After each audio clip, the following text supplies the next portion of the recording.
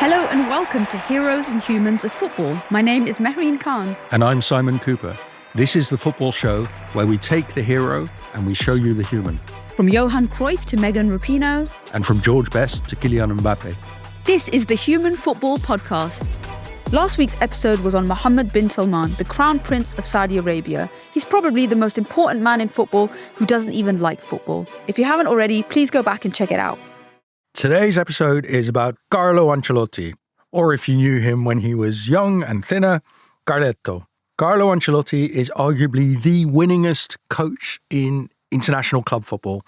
He's won a record 4 Champions Leagues as a coach, to add to the 2 he won as a player. Ancelotti could win his personal 5th Champions League on June 1st against Borussia Dortmund. But he's also known as the humblest, nicest coach in big football. He wrote a book called Quiet Leadership, or perhaps he ghost wrote it. He's the opposite of an egomaniac, and in his own mind, he's the antithesis of Jose Mourinho, who absolutely never wrote a book called Quiet Leadership. Ancelotti is a master at dealing with egomaniac club presidents like Florentino Perez at Real Madrid or Roman Abramovich at Chelsea, and he can deal with egomaniac footballers like Zlatan Ibrahimovic and Cristiano Ronaldo, who revere him as they do no other manager. So how does Ancelotti do it? There's 2 qualities that I really admire in Don Carlo and which I admire in human beings. One, he's very funny. He's quite dry. I would say he's moderately funny. He's funnier than you would expect. Dad joke element. Sarcasm. Right. And he always tries in many different languages. And the other one is an incredible ability for empathy. I agree. Which is not something that I associate with men generally, but he really has it in abundance. And it's something that's always on show. His ability to understand what people are going through, not just the highest ranking players in the world, but also kids in the academy, the staff around the team. And that is something that he says that he got growing up in a big family in Italy. Which we'll come to. Which we will definitely come to. And I think is one of the characteristics that Ancelotti probably presents more in abundance than any other managerial figure. So we've touched on Klopp, who has some of this. I think Carlo really is the king of empathy. People should listen to our recent episode on Jurgen Klopp. And like that one, this is an episode about leadership, about a personal style of leadership, quiet leadership, as Ancelotti calls it. But he's a very different kind of leader than Klopp, who obviously is not a quiet leader. Ancelotti is a story about how to lead egomaniacs, how to bring egomaniacs together when you're not an egomaniac yourself. I think it's also worth asking whether Ancelotti and his success shows that you don't need complicated tactics, you don't need deep strategy to win football games. Perhaps you just need to be a human being. So, Mehreen, give us some of the biographical detail. Carlo Ancelotti was born in Reggiolo in Italy. He's 64 years old and he grew up in a farming family.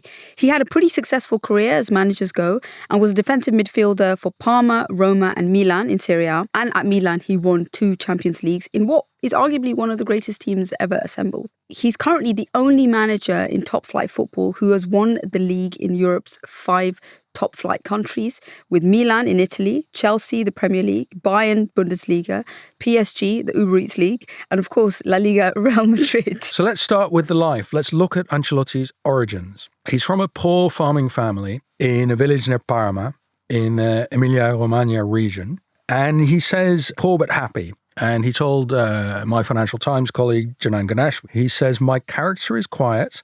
It is because of my family. My father was quiet. He never shouted. He never kicked me. My mother also. That is the fundamental reason. So he feels, like most of us do, he's very much a product of his family, of his parents. And they work this poor farm that they don't own. They farm pigs and they produce milk, which eventually gets turned into Parmesan cheese. So, great contribution to human civilization. They speak a dialect of Italian. It's a poor but polite family, home and church, tortellini on Sunday nights, wine and pork. Because pork, he says, was what farm families ate where I come from. They ate pork every day of the year, he says, and no one ever had problems with cholesterol. If you ask me, they invented cholesterol later, he says in his autobiography. I spent a week in Emilia-Romagna. Great for you, right? All the pork and which wine was probably one of the worst experiences I've ever had in Italy because I couldn't eat anything. So I was going to McDonald's every day to eat fries. It was horrific. There was nothing that a religious Muslim was able to... There was nothing even borderline halal. I couldn't even eat the cheese because of the retin in it or something. So yeah, it was McDonald's all the way for me in Emilia-Romagna. Just a warning to any of my Muslim listeners, maybe head south, you might find more to eat. On the other hand, if you do like pig and wine, then it's a lovely part of the world. Yeah. And he takes from this upbringing a love of food so fundamental that it shapes the way he will manage clubs, which we'll come to. It even shapes his self-image. He describes himself as, here comes the fat boy with a bowl full of Emilia tortellini. And in fact, the first lines of his autobiography from his time at Chelsea are, I was looking at Yuri Zirkov, Russian footballer at Chelsea, but all I could see was a ribeye steak, perfectly grilled, juicy, smoking, medium rare. I looked him in the eye and suddenly I was starving. First time Yuri Zirkov's ever been treated like a piece of meat. Yeah. I have seen Yuri Zirkov and I never thought of him. No, he's quite a scrawny. He's quite a scrawny dude. Well, I mean, I've never really looked at any other people and thought, oh, that's a piece of steak. Yeah. But apparently that's Ancelotti's eye. He's a man whose obsession with food guides his coaching. At every club he works, eating together is crucial. He regards the club as a family, and the main house in the family home is the club restaurant. And, he carries his love of food around in his body. A lot of football managers look really, really good. And we've talked in our Jurgen Klopp episode about his glow up. Guardiola is a very well-dressed man. His wife runs a boutique. And Ancelotti carries this belly, which I think becomes a visible sign that he doesn't take himself too seriously, right? So I think Ancelotti actually exaggerates his weight. He's not, I'm trying to think of like Felipe Scolari, even Bielsa. These are far more rotund figures than Ancelotti. He's got a bit of a belly, but he really hams it up, pun intended, because he thinks it makes him seem like a normal human guy. He plays up to this porcine image of himself, which is, I think, part of his charm rather than the reality. He doesn't seem like a particularly unhealthy bloke at all. Well, he actually compares himself to a pig, but he says that's positive because he admires pigs. But in terms of his look, I think he dresses very well. There was a point at Chelsea where he would wear tracksuit bottoms, and a part of me always died when he'd turn up on a touchline with a sweater and some ill-fitting sort of leggings on. I think we should keep Carlo as his fine, impeccable Italian tailoring is exactly what he deserves and needs. Yeah, when he wears an Italian suit, I think, oh boy, that's good. That's right. Yeah. I think at Real Madrid now that he's in slightly latter part of his career, he's ditched the tracksuit too, which is good for all of us. I don't think men over 50 should be wearing tracksuits. Agreed. FYI. As a player, he starts at Parma and then he goes to Roma, where he works for a coach who becomes a role model, who's a Swede called Nils Lidholm, who's known as Il Barone, the Baron, which I think is a slightly ironic nickname. Lidholm is a good coach, but what Ancelotti loves as well is that he says Lidholm could have been a stand-up comedian. He's a very funny guy. And Lidholm likes the good things in life, although his thing is a bit more drinking, whereas Ancelotti's more about the eating. And when Roma travel in Italy, I mean, this is what I would do if I were running an Italian team. I'd say, let's go to a really good restaurant. Let's all just order off the menu. And that's what they do. Lidholm's Roma, you can order whatever you like. There's no restrictions. You have wine. Lidholm also had a habit on away trips of falling asleep on the train and then going missing. Carb overload. And what Ancelotti really likes about Lidholm, what he'll take from him for his future leadership style, is Lidholm is not an authoritarian. He treats his players as human beings, which in professional football in that era, in the 80s, fairly revolutionary concept. Ancelotti, not the most skillful player. He's very clever, hard, defensive midfielder. He doesn't have any knees, which is a problem. So knee injury keeps him out of the World Cup 82, which Italy win. He's not that bothered about it, he says. He says, I was happy because I came back afterwards. The injury didn't end my career. And then he comes across probably the most influential manager and the most influential club in his early life, Simon. How does that happen? Yeah, I mean, there's this amazing development in Italian football, which is still in the 80s very defensive-oriented. I mean, Catenaccio, for the description of Italian tactical defensive football, is a cliche that we foreigners use, Italians are not happy about, but Ancelotti uses it himself about Italian football of that era. Very much about defense. And then there's this crazy little coach called Arrigo Sacchi, who never played football himself. And his father was a shoe salesman, so they travel around Europe buying shoes. And when they traveled around, Arrigo would watch the local football in Germany and Holland and France, and he'd bring back all these ideas. And Sacchi, quite rightly, fell in love with Dutch total football, high pressing, the opposite of Italian football. He becomes a manager, this tiny little weird-looking, bald fanatic who'd never played football, and so he doesn't get much respect, but he turns out he's a brilliant manager. And then Silvio Berlusconi, who is already then a TV mogul, who's bought AC Milan, he brings Sacchi to Milan. And Sacchi says, right, I'm just going to totally play this Dutch total football, no compromises. Sacchi never compromises about anything. And in a sense, he's 35 years ahead of his time. He's playing the football. He's introducing in Italy the football that is now the orthodoxy at clubs like Liverpool and Man City. And Sacchi thinks, to play my perfect football that I have in my head, obviously I need these Dutch players, Ruud Gullit, Marco van Basten, Frank Rijkaard, the Holy Trinity, they're all brought to Italy. But the most important player that Sacchi wants is Carlo Ancelotti. And Ancelotti is the defensive midfielder, the pivote. And Sacchi, using a very Milanese metaphor, says, this is an orchestra and you are the conductor. You must keep all our lines close together, keep us all moving forward and backward in harmony. At training sessions, Sacchi would even tie ropes around the players so that they all had to move together. There was no kind of freedom in Sacchi's football. Carletto, as they call him at Milan, he's the leader on the field. He's not the best player, but he's Sacchi's right-hand man. Because he's the leader, he very quickly gets drawn into the power games that are inevitable in any club that is essentially run by Silvio Berlusconi, who is the most powerful TV magnate, one of the richest men in Italy, and will later become a sort of infamous prime minister of Italy. For example, there's this player, Claudio Borghi, and Berlusconi is saying, we must buy Claudio Borghi, and saying to Ancelotti, you agree with me, don't you, Carlo?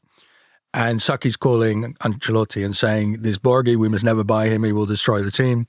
Ancelotti says, yeah, I totally agree, to both of them. He's learning already then how to deal with powerful egomaniacs. Just listen to them, suck up to them, do what's necessary, adapt to power. That's very Ancelotti.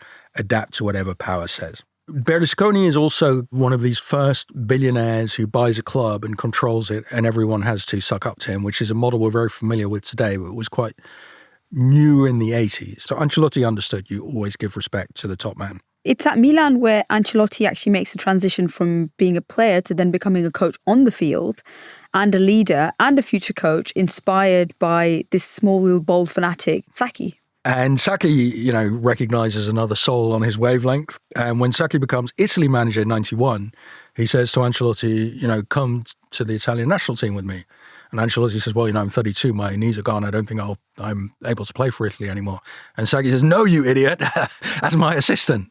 And Ancelotti, he says he's never thought about being a coach until then, but his eyes light up and he thinks, yes, this is what I want to be. He becomes Sacchi's assistant. And they get to the World Cup final 94 and they lose on penalties to Brazil, and Ancelotti is there. So at this point, he's a former star player. He's been assistant manager of Italy. And so obviously clubs think, yeah, ex-star player, some managerial experience, hasn't totally screwed up.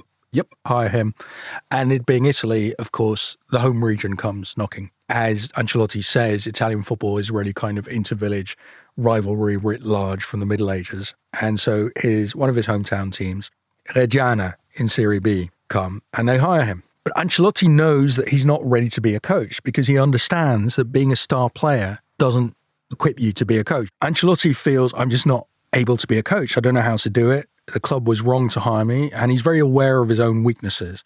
So he thinks, I know what I don't know, so the players must know it as well. And he also is a very nice man, so he's pained when he has to leave a player out of the team. And he's young, right? Yeah, what is he at this point? He's mid-30s. Yeah. Yeah, and he's also got this very rigid Sacchi idea of football. We play 4-4-2, every player has a fixed role. It's the only way he knows how to play. It's his holy writ. Although, as a religious Catholic, the Bible is also his holy writ. And his worst fears are confirmed. After 7 games, Reggiana are bottom of the table. It seems this is going to be a pretty brief coaching career. If you get sacked after your first 8 or so games in your first job, you usually don't come back. But they win. They're top of the league by December and they get promoted. So he's done well. But he's thinking inside himself, no, this is too stressful. He thinks, I'll coach 3 or 4 years, then quit. I just can't handle the stress. But he's learning. He understands that he doesn't know a lot. And so he's taking his coaching diploma at Coverciano, which I think is the home of the Italian Football Federation. And in his thesis there, he writes his credo as a manager, and he'll later go back and read it. And what he wrote then as a young person studying coaching is, you must take care to avoid creating anxiety in the pursuit of results at all costs. This is harmful and counterproductive. So he knows, don't stress out the players. Football is stressful enough as it is. Usually you don't have to motivate them. You have to relax them. And he has a particular gift for relaxing people. He's got he's always had this bedside manner. People like him. From Reggiana, he gets a job with the biggest club of his region, Parma. He grew up just half an hour away. He played there. But he's still this totally rigid coach. So much so, there's no room in his system for a number 10, a playmaker. And so when he has this wonderful footballer, Gianfranco Zola, in his team, he says to him, no, you can't be number 10. We don't have a number 10 at Parma. And so Zola leaves. Yes, and changed the course of my life. So I think he says he tries to play Zola on the wing, and Zola's not particularly happy. And Carlo's like, I don't know what to do with you. So they sell him in January. And Zola ends up at Chelsea. And he's the reason I'm a Chelsea fan. So thank you, Don Carlo, for making a horrific decision, I think, for your club, but one that sent Zola to English football. So Don Carlo at Parma let Zola go. And then even worse, Roberto Baggio. So Baggio, who's the great number 10 of the era, even greater. The greatest footballer of that generation. He's being let go by Milan. And he says to Ancelotti, look, I want to play for Parma because you're a smaller club. I'll definitely play every week. And I'm willing to confer my genius on your little club. And Ancelotti says, no. And when I interviewed Ancelotti, he said, he recreated his conversation with Baggio. And he said, no, you have to play striker. Baggio went to another club. That year, Baggio scored 25 goals for Bologna. I lost 25 goals. Big mistake. So eventually, Parma sacked Ancelotti after 2 years, and he's reflecting. They should have won the league with that team, and they had don't. Incredible players. They had Thuram and Cannavaro and Crespo, and a fantastic team. But Ancelotti hasn't done well with that team, and he starts to reflect, maybe I screwed up. Maybe I shouldn't have got rid of Zola. Maybe I should have taken Baggio. Maybe I'm just too rigid in my tactical thinking. Maybe being Sacchi isn't good. I should be more adaptable. And so he starts to think, you know what? The players are more important than the system. It doesn't really matter what I want to play. It matters what works for the players. And in future, he's going to build his teams around the players, and he's going to build his team also around the president of the club, because he's learned, having played under Berlusconi, that what the president wants is the most important thing, because you work for the president. And so whereas he started out an ideologue like Sacchi, he becomes the most adaptable of coaches. And in fact, he's so adaptable, he goes to Juventus, the club where the fans hate him because he'd always played for their enemies, Roma and Milan, and he'd also grown up a fan of Inter. So all the teams that Juve fans hate, he was one of. When he became a coach, they used to chant at him, the Juve fans would chant at him, a pig can't coach. I think the pig is basically become his spirit animal. Because yeah, it has. He identifies with the pig. He says about what Juve fans did, it shows an intolerable lack of respect toward pigs, because a pig can coach. And Juventus also teaches him more about what kind of club he doesn't like, which is what he calls a company. So relationships are quite formal. There isn't a cozy canteen where everyone gathers. They have this horrible cold stadium, the Delle Alpi. And he says there are clubs that are companies and there are clubs that are families. And he wants a club that's a family. But he's learning, he's growing, because Juventus also have a number 10 who really wants to play as a number 10, who's this guy called Zinedine Zidane. And Ancelotti doesn't say to Zidane, you have to go and play in England. He says, you know what, you want to play number 10? We'll make it work, yeah. But it's not a great time at Juve. They finished second in a couple of years. They don't win the league. And in 2001, he leaves, or he's sacked. He's sacked during a match. They sack him just before half-time, which is an eerie foreshadowing, because at Chelsea, he also gets sacked in the tunnel just after the last game of the season. And I think there's a part of the nice guy Carlo that he is treated pretty badly in some... Yeah, people like to treat in nice, some parts nice of his life, because he's a nice guy. Sacking someone at half-time is... Well, you said he sacked just before half-time. I can see how you could sack someone at half-time. How do you even get the message to them during the first half? I think as he's going down the tunnel, the players are still playing, and he gets told that it was the final game of the season. They don't even wait until the final whistle to tell him that he's gone, so they do it just before. Yeah, harsh. I see what he means about it being a cold club. It's 2001. Carlo Ancelotti, who's in his early 40s, has managed 3 clubs in Italy, hasn't really won anything of note with them. He's become a much more flexible coach. He's far less rigid, and he knows when you've got star players, you should probably do something with them. And he's also a very nice guy, but he's not particularly successful. So how does he go from here to becoming the record collector of Champions League trophies over the next 15 years in European football? Find out after the break. This episode is brought to you by United Airlines. When you want to make the most of your vacation, book with United. They're an airline that cares about your travels as much as you do. United is transforming the flying experience with Bluetooth connectivity, screens, power at every seat, and bigger overhead bins to help fit everyone's bag. And with their app, you can skip the bag check line, get live updates, and more. Change the way you fly. Book your next trip today at united.com. This is a reminder that you're listening to Heroes and Humans of Football with me, Mehreen Khan. And me, Simon Cooper. You join us as we're about to discover how Carlo Ancelotti becomes one of the most successful European managers of his age. Quite suddenly. Very suddenly, at a club he knows very well, AC Milan. Yeah, and they have to poach him because he's about to go back from Juve, where he's been sacked just before half-time, to Parma, where he'd coached before, and then Milan, where he'd had his best years as a player, say, hang on, Carletto, wait, come to us, we want you. So he signs for Milan. Parma are not happy at all, but it's the correct decision because from 2003 to 2007, he'll win his first 2 Champions Leagues and also very spectacularly lose one against Liverpool. So Milan, you're right, he knows it very well. It's club as family, which will always be his ideal for the rest of his future clubs. So the home of the Milan family is not the San Siro Stadium, which they share with Inter, it's the training ground Milanello. And I visited there once during the Carletto era when he was head coach. And it's in this beautiful rolling countryside. Come in and the guard at the gate already knows who you are. And he says, welcome. And you come in and there's a little cafe where a barista makes you the most perfect espresso you'll ever drink in your life. And I'm sipping my espresso and I look up and there's Clarence Seedorf. He sees me and he obviously doesn't know who I am. Did you bust out some Dutch? He nods at me and he says, ciao. And the message I got from everyone at Milanello that day is, you are inside here. This is family. The sanctum. Yeah. We love you. This is home. And they have this famous restaurant where the waiters have all worked there for 100 years. And it's one of those Italian restaurants where they don't give you the menu because the waiter already knows what you want to eat. Not necessarily what you always have eaten, but exactly what you'll want to eat on that given day. It's very much home. It's family. And the father of the family at Milan is Il Cavaliere, Silvio Berlusconi, the club president. Ancelotti says the club motto is Berlusconi for all and all for Berlusconi. So you have to handle Definitely Berlusconi. Not a cult. It's more like an Italian family business where the boss really is the boss, but he'll take care of you from cradle to grave. And Ancelotti has to handle Berlusconi, he has to handle the players. So he builds a system around the stars. He finds a place for all the stars in the team. So Kaká and Pirlo and Shevchenko and Seedorf and Rui Costa, they all play together.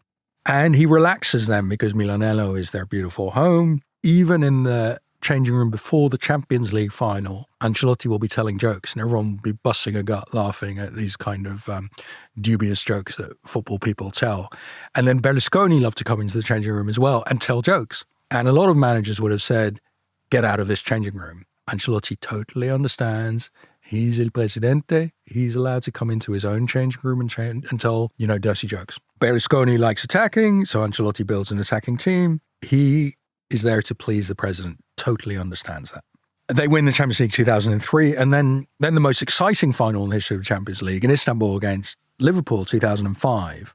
Everyone remembers 3-0 Milan at half-time. They're getting ready for the trophy presentation.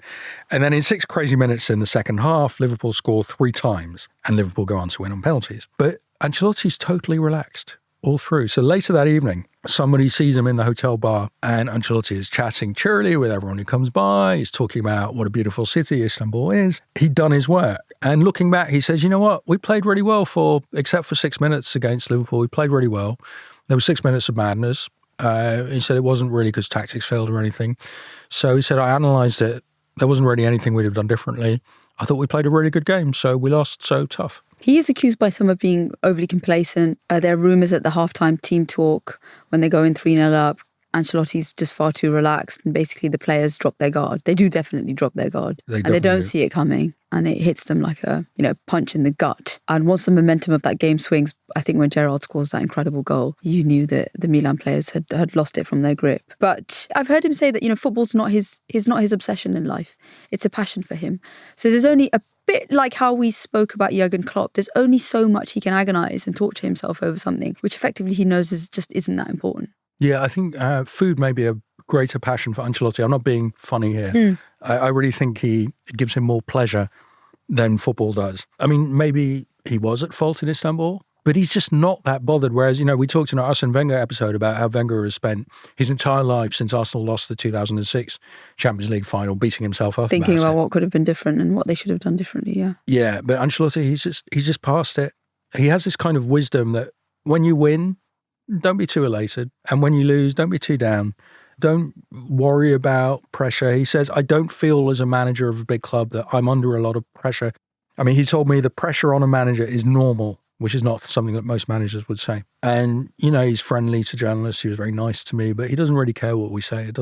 It honestly doesn't bother him that much. There's a priceless meme of him when he's at Everton Everton are playing Mourinho's Tottenham in an FA Cup round, but it's gone to extra time, and Everton score to make it 5-4 in extra time. And you see Ancelotti's got a cup of tea in his hands and the smoke billowing from it. So they score at pandemonium. And all he does is he blows into the cup and he drinks it and walks away. And it's become an enduring meme about it. But the journalists ask him afterwards, why did you react so nonchalantly? Literally like nothing had happened, like the ball had gone out of play. And he said, I was freezing, so I asked for a cup of tea. And when we scored, I couldn't celebrate because I had a cup of tea in my hand. I wasn't going to let the drink go. Throw it over his head. To be fair, there can't be many colder places than Goodison in the world than extra Goodison time. in December, yeah. I mean, he says that this kind of calmness he has is based on what he calls the secret of dreams. He says you have dreams without believing in them too intensely, and that relieves the pressure. So I think in Istanbul, he thought it would be really nice to win a Champions League. I'd like to. But if we don't, tomorrow I'll go on holiday to Vancouver, where his wife's from, and it will be nice and sunny and there'll be good food. And hey. So then he comes to Mehrin's Chelsea. Abramovich, the Chelsea owner, likes Ancelotti for his Champions League, but also because Milan played beautiful football. And that's what Abramovich, weirdly, always wanted for Chelsea, seldom got. Ancelotti meets Abramovich, and Abramovich said to him, when I see Chelsea, I don't recognize it is Chelsea, the identity, the style of play. Abramovich is very sad. And he says, Manchester United, identity. Milan, identity. Chelsea, no identity. And he says, you, Carletto, you give team identity. But, I mean, when he arrives, Chelsea, of course, are in turmoil because Chelsea almost perennially in turmoil. I think we've had 3 managers in about 18 months. Scolari, the Brazilian manager, is sacked. Then we have Ray Wilkins and one of my all-time favourites, Gus Hiddink, who I love, who is the guy who's always drafted in as an emergency caretaker to stabilise Chelsea when they've sacked a manager. He and Ancelotti recognise a lot in each other. They're both slightly corpulent figures who like food and the good life, who are very empathetic, very good listeners, and in Hiddink own words, small ego. Big friendly bears. Very gentle bears. So Hiddink knows that he's only going to be there to stabilise the club when they find a real manager. And Carlo turns up. And initially in that first season, it looks like Carlo Ancelotti and Chelsea are a perfect fit. So we've spoken about how he wants his teams to be families and not corporations. Chelsea from the outside will look like quite a cold, clinical place bought by a Russian oligarch. But they have a spine of a team, which is Peter Cech, John Terry, Frank Lampard, Didier Drogba. And these are the big leaders in the changing room, and they do create a sense of a family atmosphere. And Ancelotti also really benefits from the fact that he's coming into a club where players are already very powerful in the dressing room because he loves giving responsibility to players. He says you don't choose the leader as a manager, the players choose the leaders, and then the manager brings the leaders on board in his project. And he's got a natural bunch of leaders who are already there. They've already won 2 leagues under Mourinho. They underperformed under other coaches, but he knows they've still got it in them. It doesn't take long. The team do incredibly well. Carlo becomes the first foreign manager to ever win a Premier League in his debut season. And Paul Clements, who becomes Ancelotti's assistant for 6 years, they meet at Chelsea, but then he also takes him with him to Bayern and to Paris and to Real Madrid. He tells the story of the night before the FA Cup final. Carlo gathers the players and he's got an empty whiteboard and he looks around at the squad and says, okay, guys, last game of the season, we know what we're capable of. Tell me what are the tactics that we should deploy. And the room goes silent because the players are sort of looking at each other and thinking, well, boss, gaffer, that's your job to tell us how to play. But eventually the players look around and then they trust him. And Peter Cech, who's one of these leaders, puts his hand up and offers his thoughts. And eventually over the next hour or so, they come up with a strategy. Okay, to beat lowly Portsmouth, this is not Real Madrid and it's not the Champions League final. But it is, I think, a really good example of how much trust he puts into players and how he gives them a sense of ownership of what they're supposed to do. They're the guys finding the solutions on the pitch. I asked him in the interview, I said, why did you let the players do the tactics for such an important game, playing for the double? And he would say, by making them compose the strategy, he said, I was sure the players would follow the strategy because they made the strategy. He said, sometimes I make the strategy, but you don't know if the players really understand the strategy. So he'll joke with the players, you understand my match strategy, right? And the players will say, yeah, boss, but they haven't really. And by letting them do it themselves, he gave them ownership, as you say, and he brings them into his project. And he does this from the beginning. When he arrives at Chelsea and he wants to work out when they should have training sessions or when's the best time to put the players through more intensive prep, he asked John Terry and Frank Lampard, is this something we should do? Do you think the guys can handle this? So from the very beginning, he's basically outsourcing a lot of his advice and communication to the players just because he's been a player and he wants to know whether the squad is going to be okay with the change that is about to arrive once a new manager comes in. And in fact, because the Chelsea squad is very much shaped by Mourinho, who's gone and who's the opposite of Ancelotti in that Mourinho is an egomaniac. and has a very clear vision of how he wants to play. But the Chelsea players say, yeah, well, under Mourinho, this is how we trained and this is how we set up on the field. And we liked that. Yeah. And Ancelotti is a big enough man to say, guys, if that works for you, let's just keep doing that. So Ancelotti's Chelsea is not a massive break from Mourinho's Chelsea. It's largely the same players playing largely the same kind of football. And this is part of Abramovich's disappointment. Because Abramovich had thought, with Ancelotti, finally I have a team that plays like Milan. And he finds that with Ancelotti, he still has a team that plays like Mourinho's Chelsea. So I would dispute this actually, because if you look at the numbers, especially in that first season, they don't play like this. Mourinho's players and some parts of Mourinho's tactics, probably defensively. And the training sessions. And the training sessions and the way the club perhaps generally is run and the amount of player power and the leaders are the same people, they're the same players. But in that season, Chelsea score a record number of goals. They score 103 goals in a season. That was a record that only Pep City, I think, in 2018 beat with 106. They're still the record holders for scoring the most home league goals in a season, over 80, and have the largest goal difference. So they are basically steamrolling teams in that time. I remember winning games by a margin of 4 and 3 was a normal thing. It was expansive football. I think the problem was actually the second season when a lot of that disappears. It's an injury hit season. Drogba gets malaria. The middle part of the season, Chelsea sort of collapse, have a good beginning and not too bad of an end. And Abramovich effectively has run out of patience. But I think if they'd stuck with him, there were definitely the seeds of a much more expansive identity. And I think history has kind of forgotten how brilliant the 2009-2010 Chelsea team under Ancelotti's first season actually were. And during this time, he's really handling two opponents. And one is Mourinho, who's no longer there, but his spirit hangs over the club. And Mourinho's always bitching at him from afar. The other opponent, who is harder for him to deal with, is Abramovich, because Abramovich is not happy and he keeps sending ultimatums. Like, if you don't win today, you're fired, which, Ancelotti can't understand. Like, how is that going to improve performance? Or I think the first match of the second season, they win 6-0 and it's not good enough and they haven't played very well. And Abramovich calls him in for a dressing down. I think this is the point at which Abramovich's mania overtakes him. And I think Chelsea fans look back on the Ancelotti era, particularly the sacking. So he's fired at the full-time whistle in the last game of his second season at Everton. And we've spoken about Abramovich and why I'm willing to forgive him Please listen to the Abramovich podcast. Yes, and I speak about how much I'm willing to forgive him of his general crimes against humanity. But I think a lot of Chelsea fans can't forgive him for the way that he treated Ancelotti. It was a completely undignified, unwarranted way to fire a guy who we all knew was going to go on to bigger and better things. He was sacked in the tunnel? He was sacked in the tunnel. You could still see the Sky Sports cameras, could see the shadow of him. He'd barely even walked into the tunnel. And so it became a drama of the final day of the season. And it just was a really toxic end to something which didn't have to descend into so much acrimony. And I think the players also felt that. And, they took him out for dinner after he got the boot. Yeah, that's very rare. So they get back to London on the train and Drogba, Terry, Lampard, the leaders, they take him out for a goodbye dinner. Yeah. Yeah, it's beautiful because everybody always loves Ancelotti, even the ones on the bench. But he loves his time in England. He thinks England is a beautiful football country. Yeah. He says it's far less violent than in Italy. He enjoys the fact that, there's good support and, you always have away fans, but they're always quite respectful. And one of the things I've noticed a lot was when he was talking about the differences between England and Italy, he notes that there wasn't as much overt racism that his players faced in England. When Ancelotti goes back to Napoli a couple of years later, he's the manager of Khalidou Koulibaly, who suffers horrific racism from opposition fans, monkey chants, all of that stuff. And Ancelotti is one of the few managers in Serie A at the time who basically calls for his players to walk off the pitch. And sadly, he's still having to deal with that now with Vinicius Jr. in gets 2024. Racist abuse all the time, amazingly, from Valencia fans and others. So between Italy and Spain, Ancelotti sees England as somewhere where he never had to really deal with his players being racially abused. And I'm impressed that, it sounds so obvious you defend players who are being racially abused, but in Italy it's not the norm. Obvious.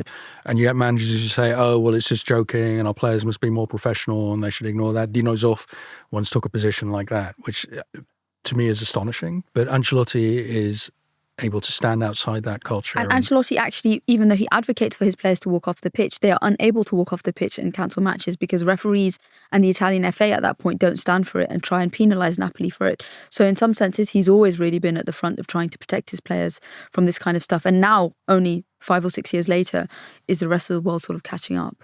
So Ancelotti, who leaves Italy for the first time in his managerial career, has an initially very successful start at Chelsea. He's managed to recreate a lot of the warmth and affection that he built with Italian players or players at Milan, also at Chelsea. That I don't think that was self-evidently going to happen, but he's very successful and popular with the players. He does fall foul of Roman Abramovich, and this is an example of perhaps where he's not able to manage that relationship with the crazy owner. But I think that's more of an indictment on the crazy owner than it is on Ancelotti at this point in his Ancelotti was career. very patient with him. I think in a parallel universe, Ancelotti would have stayed, let's not say too long because nobody really lasts too long, but at least for a couple more seasons at Chelsea. And I think he would have gone on to win the Champions League, which was eventually won in 2012 by Roberto Di Matteo, because these were still very much his players. And then, Simon, it doesn't take him too long after Chelsea to find another job, and he ends up in your city, in Paris. Yeah, so 2011, the Qataris have just bought Paris Saint-Germain, and they're going to put in humongous amounts of money and take what was a really bad club with a bad team and bad fans, where going to the stadium was unpleasant and dangerous, into one of the world's top clubs. But when Ancelotti arrives and it's his job to start the project, there's really nothing there. The club doesn't even have a canteen at the training ground. And Ancelotti's like, what, you don't have a club restaurant? That's like not having a stadium. You cannot be a club without a club restaurant. And so he makes the club open one. And the players are not professional. They don't want to train too much. And they have these cliques. So the Italians players stick together. The Latin Americans speak Spanish together, the French players, and they don't really talk to each other. They were used to coming in at 10:30 and then getting home by 1 o'clock. And Ancelotti says, no, this is our home. We're supposed to stay here a large part of the day. And so he's really dismayed by the kind of lack of top-class competitiveness and the lack of family spirit, which he sees as connected at Paris Saint-Germain. But he's arrived with Zlatan Ibrahimovic, who he knows from Italy, and Ibrahimovic is the most professional, aggressive winner in football. And he and Ancelotti confide in each other and they say, where are we? Where have we landed? People here don't know anything about top-class football. Ibrahimovic sets the example. It's his job for toughness, for professionalism. At one point, there's this younger player who's trained with the first team and has done badly. And afterwards in the changing room, Ibrahimovic goes up to the kid and says, when you get home today, write in your diary that you trained with Zlatan Ibrahimovic, because it will never happen to you again. You know, this is not Ancelotti's way, but he wants someone who just sets the example of we're here to win. And Thiago Silva is another player in that team who is at that level. And Ancelotti, he's a very nice man, but when he loses his temper, he loses it big time. I totally identify this. When he loses his temper, he reverts to his native language, in his case, Italian. In Paris, when I'm cycling and someone tries to run me over, I shout at them in English, because in that instance of rage, I can't summon any French. So when Ancelotti does his nut in the changing room, he does his nut in Italian. So most of the players can't even understand what he's saying. But when he's screaming at them, he will always single out the leaders. He'll say, you Ibrahimovic, you Thiago Silva, why did you let them in for the goal? And then it will be up to the leaders to say, yes, it was my fault. And this is how the leaders take responsibility for the team and success in failure. He leans on his leaders to help him build and run the team. So he protects them to the outside world. Occasionally he'll berate them inside. But, you know, for example, if a player has been out late, Ancelotti will call him in and will say, why did you stay out late drinking?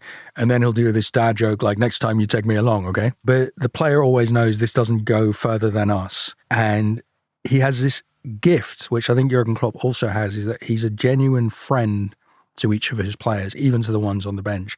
He really cares about each player and about their life outside football as well, which I think for a Guardiola or Mourinho, that's not part of how they do it. He says that he wants to really get to know players. And he says, if you speak to a footballer and you ask him, who are you? The first thing the footballer will say was, well, boss, I play left back, or I'm a midfielder. And he was like, no, I don't want to know about what position you play, and I don't want to know your identity as football. I want to know who you are. And one of the stories, a very recent one, is when Tony Rudiger signs for Real Madrid a couple of seasons ago and has now become a brilliant defender, even though he's sort of signed as a bit of a third or fourth choice. Rudiger says he arrives in Madrid, he's barely just got to his new home, and we're having a sort of impromptu barbecue, and he gets a knock on the door, and Carlo Ancelotti's on his doorstep. And Carlo ends up having dinner with Tony Rudiger's friends and family, and he sits there and they just chat about life. And Rudiger, who at that point is going to be a peripheral player, has such a connection and feels such a strong way. He was like, no boss has ever, no coach has ever done this to me. And I don't think it's that surprised that someone like Rudiger is now become a kind of fulcrum for this team, because he has an excellent, amazing relationship with Ancelotti, which starts on the moment he stepped foot in Madrid. In this book, Quiet Leadership, which two guys who are close to Ancelotti, Chris Brady and Mike Ford, kind of wrote for Ancelotti. It's about how Ancelotti works. They interview Zlatan Ibrahimovic, and Ibrahimovic does this very interesting comparison of Pep, Mourinho, and Ancelotti. Ibrahimovic played for all of them, of course. And he said, yeah, Mourinho was great at manipulating you and making you feel that this was your day and that the rest of the world was against you and you could take revenge. And he said, I really responded to how he manipulated me. And he said, Guardiola was just a master of tactics and he knew where the game was going, but he didn't really care about you as a person. And he said, Ancelotti is the only one of those three who really cares about you. And when Ancelotti tells Zlatan, look, I'm leaving Paris, he says, Zlatan, you're my friend now. And the next time we see each other, you may not call me coach, you may not call me mister, which is kind of what the Southern Europeans call the coach. It's a remnant of when the coach was an Englishman, the mister. He says, you just call me Carlo next time. And Ibrahimovic says, I can't call you Carlo. You've been my boss. And Ancelotti says, if you don't call me Carlo, I'll be very angry and hurt. And so Ibrahimovic says, I've kept two friends from my football career. One is Maxwell, who he played with everywhere, and the other is Carlo Ancelotti. So Carlo Ancelotti now is the friend of players. He's very malleable. He usually stays on the right side of owners, and he's great at dealing with elite level footballers, which means that there is only one club perfect for this man, and it is, of course, Real Madrid. And they get him in 2013, but actually they signed him already in 2006.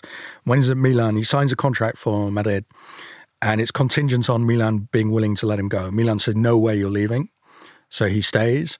But he always kept this contract he signed with Madrid in 2006. And Madrid say to him, you know, Carlo, we'll keep in touch, and one day you'll come and work for us. In top-level football, the few people at the top clubs, they're always running into each other. They get to know each other, even if they work in different countries. Ancelotti gets to know Florentino Perez, who's the president of Real Madrid, and they have this joke that when they see each other, Florentino says, one day you will come and coach Madrid. And it happens. 2013, he's perfect for Madrid because Madrid is a club where the president is strong, the stars are strong, and the manager just has to deal with it. And the manager's just a temp who has to suck up, deal with everyone's egos, and then get sacked. And Ancelotti totally understands this. He always knows, eventually I'm going to get sacked. And in fact, his chum and soulmate, Hiddink, he learned this Spanish phrase for this, which is finiquito. And finiquito is the Spanish phrase which is used about finishing with the manager. And it's done in a nice way. So Hiddink says the way finiquito works is the president comes to you and says, Mister, it's been great. It's been lovely working with you. Now is the time for you to go. Here is a check. Goodbye. Kiss on both cheeks. The manager sacked walks to the bank on the corner of the street, hands in the check, gets a suitcase full of money, walks off. And Hiddink says that's finiquito. It's done in a very nice way, the way Spaniards do most things, in a very friendly way, and no hard feelings. And Ancelotti always understands at all his clubs, especially at Madrid, that it will end with finiquito. We're friends, and now we part. Ancelotti often cites the film The Godfather, and his favorite figure in The Godfather is Vito Corleone, who I think has this, I'm not a Godfather watcher myself, but I think Vito Corleone has this phrase, it's not personal, it's just business. Yeah. And that's how Ancelotti sees his relationships with these presidents. So like at Chelsea, at Madrid, he's meant to be the antidote to Mourinho, because he followed Mourinho at Chelsea and now he succeeded him at Madrid. What Mourinho does is, we have to play Mourinho football, and I'm going to manipulate everyone, and I'm going to start a lot of fights. That's kind of the Mourinho method. And so at the end of a Mourinho period, everyone is exhausted by the fighting. Everyone's fed up with the defensive football, and they want a nice guy who will make friends with everyone again and play attacking football and listen to the president, because Mourinho doesn't like to listen to the president. So Ancelotti is always brought in as the kind of antidote to Mourinho, the way, like, you know, quinine is an antidote to malaria. Malaria bites. Mourinho takes himself very seriously. Ancelotti doesn't take himself too seriously. Madrid, they do some crazy wild attacking under Mourinho, and you know, Cristiano scores 1 million goals, but it has to be more. It has to be more attacking, and so that's Ancelotti's job. Then it's the making peace. So when I go into him in Madrid, it's the start of his first spell there. It's 2013, and Paul Clement, lovely guy, Ancelotti's right-hand man everywhere, collects me from the airport, and we drive to the training ground, and you get to this training ground. It's a little bit like Milanello. It's not quite as pleasant, but they built this spiffy new training ground just north of the city. And Ancelotti, you know, toddles up, and he's kind of bulging out of this bright blue Madrid tracksuit, and he's smoking a cigarette. Outside the gates, it's a crazy club. So even on a quiet afternoon, you know, there's loads of journalists and TV cameras, autograph hunters just hanging out outside the gates of the training ground, just in case something happens, you know. And inside, world's biggest club, It's totally tranquil. It's like being in a spa. You come in and it's like, you're visiting an old friend in a country house. And Ancelotti, he makes these wonderful espressos, smoking a cigarette. His phone is vibrating all the time, but he just ignores it. Just doesn't bother him. You know how everyone else looks at their phone? Yeah. And he's like, oh, my phone is vibrating. I don't care. The evening before he'd done this Ancelotti thing, so at Madrid, even then, he had like 50 staff members, 100 staff members. The evening before, he'd taken them all to this Basque restaurant. If you're in Madrid, the Maison Txistu, Txistu, for those of you whose Basque is not perfect. And he paid the bill himself because he likes to keep people friends. And the way you keep people friendly is through food. And at the end of the interview, I took all the time I wanted. He's very calm and relaxed, not in a hurry. And then when we go, normally, the big man says, okay, goodbye. And he walks me to reception. I think, okay, I'm done. I can get a taxi myself. I'm a big boy. And he orders the taxi. He sorts out my taxi personally. He just has all the time in the world, although he's managing Real Madrid. I was impressed. I'm going to bring on a character witness here, which is Cristiano Ronaldo. So when Ancelotti becomes manager of Madrid, Cristiano's first thought is, I'm going to look at photographs of Ancelotti. And he looks at Ancelotti, and Ancelotti's got this slightly square boxer face. And Cristiano thinks, wow, he looks tough. He must be a tough guy because he looks tough. And then he's really surprised to find that Ancelotti is this nice, really humble guy. Ancelotti teases him and he says, maybe on Saturday, I rest you for the game on Saturday. And Ronaldo panics, because if he's dropped for a game, he wouldn't be able to cope. He would, have to leave the club and probably go live in Antarctica or something. So he's panicked. And Ancelotti teases him for a few minutes. And then Ancelotti says, you know what? On Saturday, you rest at 3:00 and then you play at 4:00. And Cristiano's so relieved. Oh, my God. And from then on, he thinks Ancelotti is this incredible guy. He's this... he's funny. He's a man manager. He's sensitive. And so he's really impressed. And he also says, Ancelotti, he doesn't do this tactical training because Cristiano thought he's an Italian. There'll be this endless tactical training 2 days before the game. And Ancelotti has done that at some clubs. But at Real Madrid, he just looks around and he thinks, Cristiano Ronaldo, Gareth Bale, Sergio Ramos... They'll work it out. You guys work it out. Yeah. And also they don't want me to tell them stuff. Yeah. If you're playing for a club at Real Madrid, you don't want some manager who says, and in the 70th minute, I want you to. No, they don't like that. And he totally understands. He does win the Champions League as third. And then Madrid sack him. He's fine with that. It's finiquito. Ancelotti picks up his check. It's all very civilized. He has won the Champions League. And then he goes off to coach Bayern Munich. Of course, it's Bayern. They win the league at a canter, I think 15 points in his first season. But I'm not sure if it was a great fit, even though he's out of a club which is very dominant and has great players. He doesn't last very long, perhaps because I don't think he fits into the club culture very much. It's also a club which is run by distinguished former professionals. So Bayern has this whole hierarchy. But Ancelotti does his job. He wins the league. I mean, Bayern winning the league is like getting up in the morning and putting on your socks. It's not. Again, he did the job. Then he goes to Napoli and Everton. I think these are two teams at this point which are not in the elite rung of world football. And I think if we're going to point out Ancelotti's limitations, when he is in a team where his players are good but they're not the best, he's an average kind of performing manager. He doesn't overperform with Napoli or Everton. He does a decent job. Nobody gets relegated and it's not a disaster. And then effectively when Real Madrid call him back, he goes back because Real Madrid is the perfect club for a manager who doesn't want to spend too much time drilling tactics or strategy into his players. He wants to be somewhere where he knows the players are talented enough that they could do the things on the pitch. He just needs to manage everything else off it. And so, in a sense, that is a limitation. And perhaps when we look back on his career, we can say that Carlo Ancelotti was only suited for some types of jobs. I think he started out as a manager, Italian manager, obsessed with tactics. And he still says, I'm made in Italy. But that stops being his strong suit. And as other managers come along with these whole teams of tacticians and assistant coaches and very strong visions of how to play, like Klopp and Guardiola, Ancelotti thinks, guys, that's not me. He said, I played for a coach like that, Sacchi. I'm happy you guys are doing it, but it's just not the coach I want to be. He's a man manager, and he's about also keeping everybody totally switched on and professional, because he's a hyper-professional person, while keeping the mood happy. And of course, he goes back to Real Madrid. There are no hard feelings because he left in a very civilized way and he returns in a very civilized way.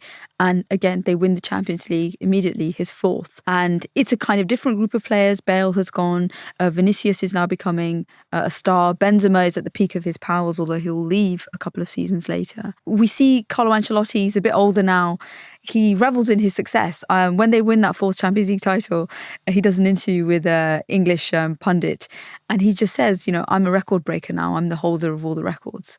And he sort of allows himself to indulge this image of what he's become, which is one of the most successful European cup managers of all time. Real Madrid obsessed with the Champions League, and Carlo Ancelotti always seems to deliver the Champions League, a bit like Zidane did before him. Yeah, Zidane won, 3? 3 in a row, which was incredible. You see him on the open-top bus with a huge cigar in his mouth and sunglasses, playing practical jokes on Benzema. They love him. There's a brilliant clip of, I think, Camavinga, Tchouaméni dancing after they win the Champions League final, just basically throwing their arms in the air. And Ancelotti enters the frame, watches them, and just does exactly the same thing. And it's incredibly, incredibly endearing because these players are getting younger and younger. Yeah. Right? He's managing players 2 generations. More than 40 years younger than he is. More than 2 generations younger than him. So Jude Bellingham now, who's barely turned 20, is the star of the current Real Madrid squad. Some would say, is the Kaká reincarnation for this Real Madrid team. I think he's better and more versatile even than Kaká. We're going to do a Bellingham podcast soon because in my lifetime, I don't think there's been an English player to compare. Incredible and so young. And Bellingham is asked about why Ancelotti is so great after Real Madrid beat Manchester City, a sort of revenge match in the Champions League quarterfinals in 2024. Admittedly, City were much better on the night. Real Madrid shouldn't have won, but Real Madrid almost never deserved to win and always end up winning. And Bellingham says, so one of our biggest strengths is that we're so off the cuff. As a man, Ancelotti, he just fills you with calmness and confidence. Before the game, I caught him yawning and I said to him, boss, are you tired? And he went, yeah, you need to go out there and excite me. And with players like Bellingham, who's still at a very early point in his career. He's 20, it's amazing. Ancelotti plays him as part of a front 3, as a number 10, in an attacking lineup with Rodrigo and Vinicius Jr. At a time at the beginning of the season when people thought, oh, Karim Benzema's gone, where the hell are Real Madrid going to score any goals? And they score goals now everywhere, and Bellingham is chipping in. At the beginning of the season, it just wasn't obvious how this team was going to get on. They weren't champions. They lost to Barcelona in Xavi's first league. They don't win La Liga. And he empowers and entrusts even young players who play with maturity way, way beyond their years. And I think Ancelotti does have a huge role to play in that because I don't think anyone would have foreseen the kind of phenom that Bellingham has become in his first season at Real Madrid.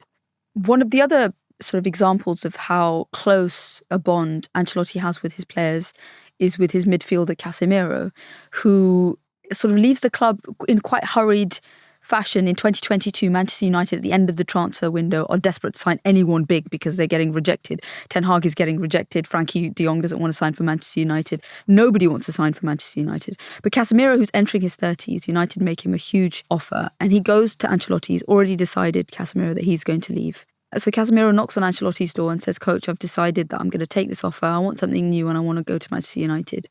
And Ancelotti starts crying. And he says, look, Cas, I really care about you and I really love you and I really, really don't want you to go. And that's the first moment where Casemiro thinks, perhaps I'm making a mistake. Which he was. Spoiler, he makes a massive mistake. But the fact that you can bring a manager to tears and then he tells you he loves you and he cares about you so much that he doesn't want you to go, I think is incredible interaction. If you're listening, try and imagine that in your own workplace. Yeah. Go up to your boss and say, I've just got an offer from slightly less good company, but they're paying me loads of money. Your boss probably thinks it's a pretty cynical move on your part and says, well, in my case would say, good riddance, Mehreen. I don't think they'd be reduced to tears. It doesn't stop Casemiro. Or if they are, you might worry about their mental health. Yeah, exactly. And what you see in the way that he makes the player the most important thing, the great player, Casemiro, Bellingham, Ronaldo, is that he's learned from his early days as a manager when he rejected Roberto Baggio. It's not about the manager Ancelotti has come to see. It's about the players. And the players need to be there because they want to play for you. And that's your job as a manager, to make yourself small and to fit around those players. And I think nobody in top football does that bit better than Ancelotti. And I think it's partly because of the nature of the manager's job, because it's a job where everyone thinks they can do it better than you, and you have to make decisions all the time. In this very high-pressure environment, it tends to attract egomaniacs. So there's an unusually high proportion of egomaniacs among managers, and that's what makes Ancelotti quite unusual in that field. In the final part of the show, we talk about the legacy. And for Ancelotti, given that he's probably nearing the end of his Real Madrid career, although he signed a little bit of a contract extension, I think he could end up being Brazil manager, which is something that he's been linked to for a long time. And given everything that we've said about him, being Brazil manager is probably the only other job that he can do, because you have elite talent, a strong footballing identity, a culture of winning, and you would expect, perhaps not obvious right now, some definite leaders in that dressing room that are going to be able to work well with Ancelotti. I mean, Vinicius is an obvious example of someone that he'd be managing again. And the team rarely gets together, like with most international teams. You don't have an opportunity as a coach to put your own tactical imprint on them, but Ancelotti doesn't really care about that anyway. Yeah, he's not going to feel any loss by not having his players week in, week out and drilling tactics into their head. He's just going to allow them to play. I mean, I think what strikes me most about him is this quiet, unobtrusive, internationally adaptable, can work in any country, low ego leadership, which is so rare in modern football and the top of other professions we can think of. And often people kind of misread him because they think he's friendly, he's quiet, he must be soft. And he says, no, that doesn't at all mean I'm soft. He says, just look at Vito Corleone in The Godfather. He says, when you see him, do you see a weak, quiet man? Or do you see a calm, powerful man in charge of his situation? So Ancelotti feels, I'm totally in charge. I keep the players 100% professional. That's very important to him. Every day at training, you have to be 100% switched on. But as Paolo Maldini said of him, you won't work for another coach who creates a better quality of life for his players. So he's nice, but he's made of steel. But he also understands that because of this niceness, that's always the thing he's going to be criticized for when they lose. You know, he says they hire me to be kind and calm with the players, and then at the first sign of trouble, that's the characteristic they point to as the problem. So the analysis with Ancelotti is always, if they win, it's because Ancelotti's so calm. If they lose, it's because Ancelotti is too calm. He's trapped in that critique, but he doesn't really mind. It doesn't bother him. Do we think that he's a dying breed?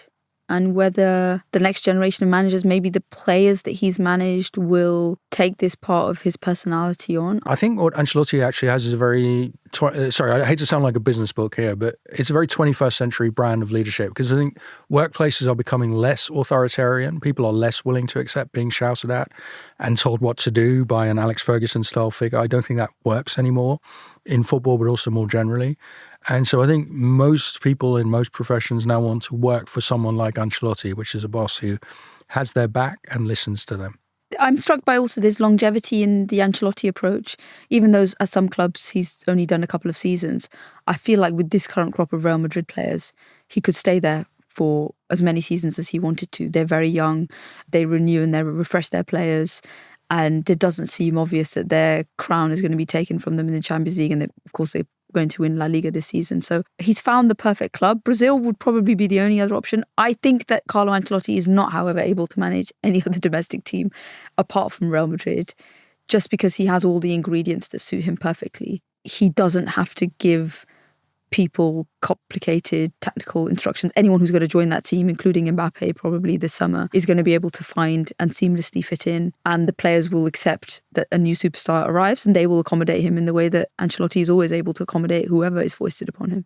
But one day at Madrid, when you lose 3 matches, it's finito. Yeah. And Ancelotti also understands that. It's a very hard club to stay forever. I mean, staying there 3 years is kind of forever. Even doing 2 stints is pretty special too. And it helps that whenever he leaves, people still like him, which is not true of some of the managers we've discussed. Another question we always ask towards the end of the episode is, what would, in this case, Carlo Ancelotti be doing if he wasn't in football? He would have been running an Italian restaurant, probably outside Italy. He loves food. He has a knowledge of it as a restaurateur. He's said to choose his clubs, partly depending on the quality of restaurants near the ground. Liverpool must have been a tough stint. Yeah, I don't think Everton was his first choice necessarily. It was lockdown, so he never got to eat out anyway. He probably has an in-house chef of the highest quality. But he really cares very deeply about food. When he goes back home to Italy, he buys the local produce and takes it with him. So I'm fairly sure that you would, in Los Angeles or Shanghai, whatever, you'd walk into the top Italian restaurant in town and the owner, Mr. Ancelotti, would come out and hug and kiss you, and he remembers that you were last there 10 years ago, and he has all exactly the pictures on the wall. He has your picture on the wall, people. yeah. He has pictures of famous footballers on his wall. So that's what he'd have been. The obvious question, I know what you're going to say, but would you like to hang out with him? Yeah, I mean, he's a delightful man. You Yeah. love food too. I love food too, yeah. I would want him to pick the restaurant because I think he would know that better than me. I mean, I spent a glorious year in Madrid. When he was there as well, we unfortunately did not eat together. But yeah, Madrid is a great city for eating. I've actually written, people go online, they'll find my Financial Times guide to the best of, well, it's just an article. I don't get paid if people read it. But I feel very strongly about it, the best of Madrid, the best places to eat and drink and how to most profitably enjoy the city. Definitely check out the Plaza o la Vida. So yeah, I would love to eat and drink in Madrid with Carlo Ancelotti. I think given the preponderance of pork in his life, I'm probably going to have to sit this one out. No, but he would take you somewhere on. where you could also be happy, where there'd be something for you, yeah. I feel like even people feel weird eating pork in front of me because they think that's not allowed either. I wouldn't want to make it awkward, so I think you two lovebirds were going to have dinner together by yourself. No, he would compose this whole, he would find exactly the restaurant where they would give you the perfect meal suited Halal just for pigs. you. Thank you for listening to Heroes and Humans of Football. For more information, go to our website at heroesandhumans.com. And follow us at Heroes and Humans on all social platforms. Next week's episode is on England's star boy Jude Bellingham, perhaps the most complete footballer of his generation. Be sure to check it out. This show was developed by Immaterial. This show was produced by One Fine Play. Matt Cheney is the series producer. Kazra Farouzia is the producer and editor. And we have been your hosts, Simon Cooper and Mehreen Khan. And this has been Heroes and Humans of Football.